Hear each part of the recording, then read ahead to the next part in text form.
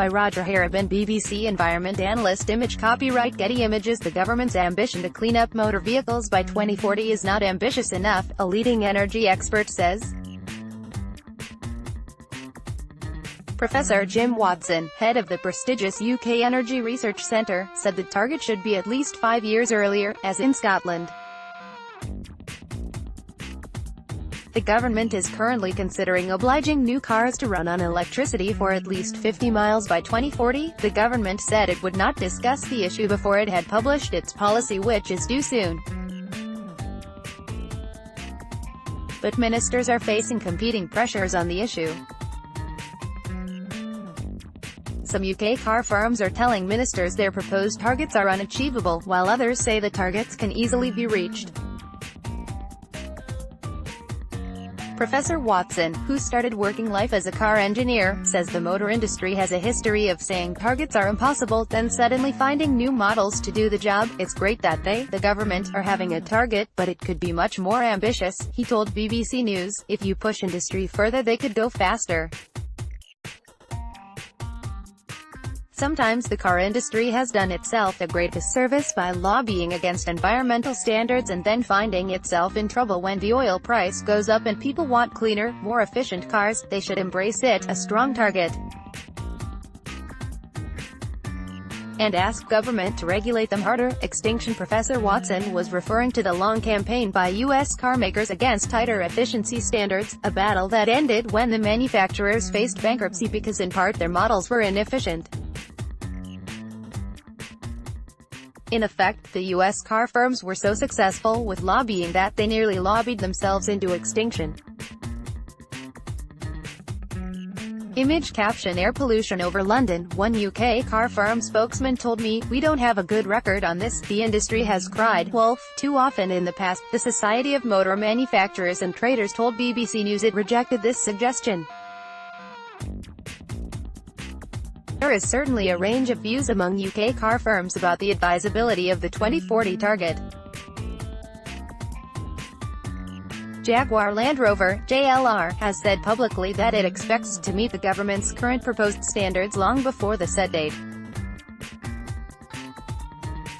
A spokesman said, "From 2020, every new Jaguar and Land Rover will have the option of electrification. This 2040 target is 22 years away, or 7 new cars away from many new car buyers on a typical ownership cycle. We are confident that every new Jaguar or Land Rover will meet the proposed criteria long before 2040, ill-considered." Nissan told BBC News it supported clean car targets. A spokesman said, "As the pioneer of electric vehicles, we welcome plans that encourage people to switch to low or zero-emission vehicles," but other manufacturers discussing the issue on condition of anonymity told BBC News the proposed 2040 standards are ill-considered. One criticized the idea currently under consideration by the Department for Transport to force hybrid cars, by 2040, to have the capacity to travel 50 miles without burning fossil fuels. The carmaker said this would require a much bigger battery entailing more weight and cost. That extra capacity would be redundant for most of the time for an average driver. Barrage of criticism. The issue is causing headaches for many other governments needing to cut emissions that cause local air pollution and climate change. India's Transport Minister announced 2030 as a day beyond which only all-electric cars may be sold. But after a barrage of criticism from car firms, he rescinded the order, and India's policy is not yet clear. Tata Motors in Delhi did not want to comment on whether it could cope with a 2030 all-electric policy. What is certain is that in Europe and Asia, carmakers are being expected to move inexorably towards lower zero-emissions vehicles. Charging infrastructure. Carmakers admit they face uncertainty over the future. After decades of homogenization of world markets, they may find themselves manufacturing electric cars to access the Chinese economy on the one hand, and petrol SUVs for Texas on the other. car makers think China will probably become a world leader in car standards, especially in cities. The UK car firms are in concert on one issue: the need for the government to radically improve the supply of charging infrastructure, and to increase incentives to buy low-emissions cars. They told BBC News ministers would need to move swiftly to accelerate demand for clean cars, or it would be impossible to step up production levels to the amount needed by 2040. Electric and hybrid cars currently constitute 1.4% of the current UK fleet.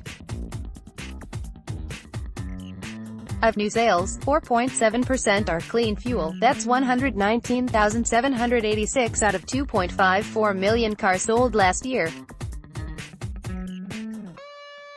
Mukaz from the SMMT told BBC News, vehicle manufacturers will increasingly offer electrified versions of their vehicles, giving consumers ever more choice, but industry cannot dictate the pace of change nor levels of consumer demand. Environmentalists say this is a red herring. Car buyers, they say, will buy whatever vehicles are permitted to be sold in the country at that time.